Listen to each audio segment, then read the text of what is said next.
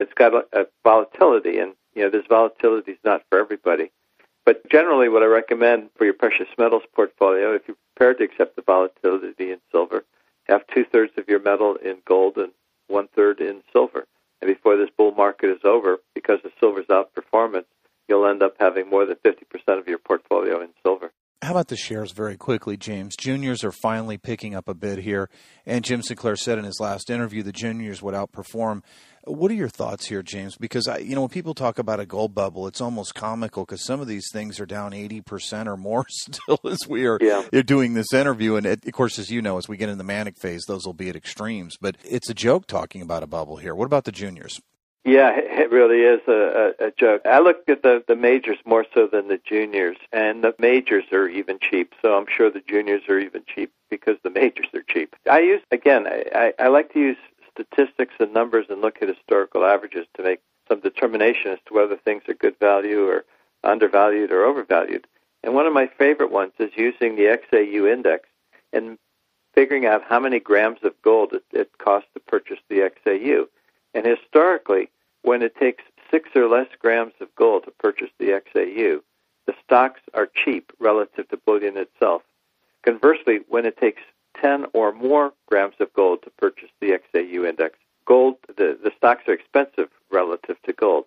Now, right now, it takes about 5 grams of gold to purchase the XAU. So by all historical comparisons, the stocks are still cheap relative to bullion itself.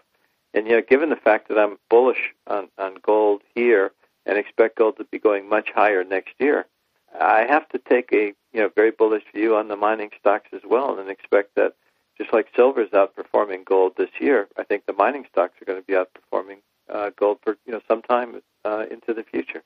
I want to cut the interview a little bit short here, James. You've been traveling. I know you were in Geneva. I think you were in England. I forget. But now you're back in Spain.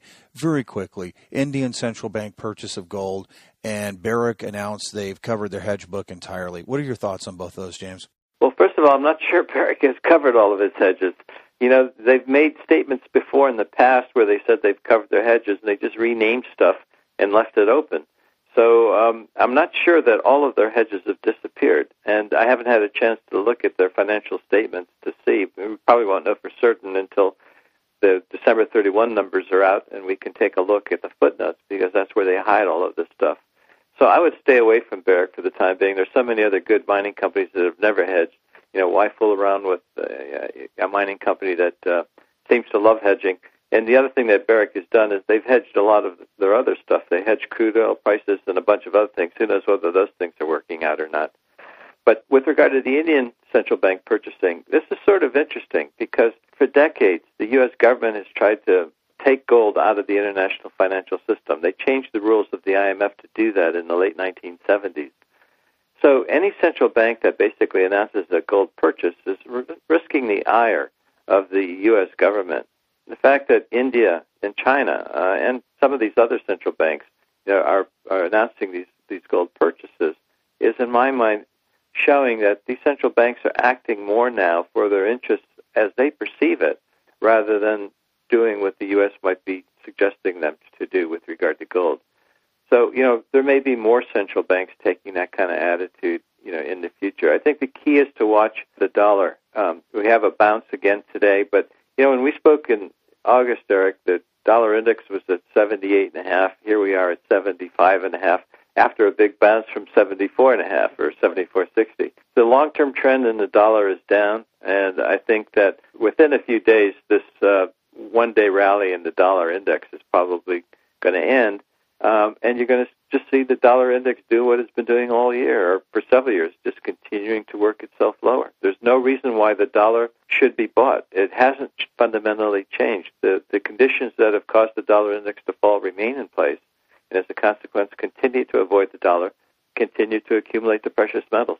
In closing here, James, let's just talk about gold money, the vehicle that you have. And people in the United States, and there are some concerns now about a couple things I'm just going to bring up on the air here, James. Confiscation of wealth and capital controls. Right. Okay. Now, if I go and I put money with James Turk's gold money, how does that work? Am I safely out of the web of the United States, or what am I getting there? Yeah, gold money is a European company, European-based. We're presently storing over $900 million of gold and silver for our customers, and that gold and silver is stored in vaults in London and in Zurich.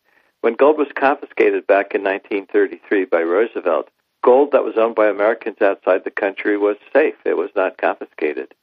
So using that as a precedent, one would suggest that, well, yeah, it's good to have some gold outside of the United States just in case. And then, Eric, with regard to capital controls, this is something that, in my mind, has been a major concern for years, because the U.S. government, rather than admitting that the policies it's pursuing are bad and that the dollar is unconstitutional as fiat currency, they're going to try to keep going in the same direction. And the only thing that they can do to continue in that direction and avoid the complete collapse of the dollar is impose various capital controls. And one that I think that they might try to do is prevent dollars that are outside the United States from coming back into the United States. Because if this tidal wave of dollars comes back into the U.S. for spending, you'd see tremendous hyperinflation right away because there's so many dollars held outside the U.S. And what that would do is cause the international dollar to fall to a discount to the domestic dollar. But there are other things that they could do as well. Pose restrictions on sending your capital abroad, which is similar to what happened in the 1960s. The capital control back then was called the interest equalization tax. And there may be similar taxes like that prevent people from sending their money abroad or doing what they want with their money. So as a consequence, I've always been recommending that you have to diversify globally. You have to get some of your wealth outside of the United States, just in case capital controls are imposed. Again, it's the thing, this point that I was making earlier, that you have to, while hoping for the best, you always have to plan for the worst so that you're prepared just in case the worst happens. And in your mind, James, let's just be clear on this on the air. You do expect capital controls to intensify as we go forward, correct? Yes, I do. In fact, the Patriot Act and all of these things are just more indications of how they have intensified.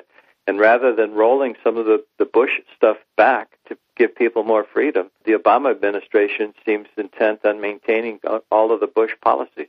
Well, thank you so much for joining us, James. It's been a pleasure, Eric. Thank you.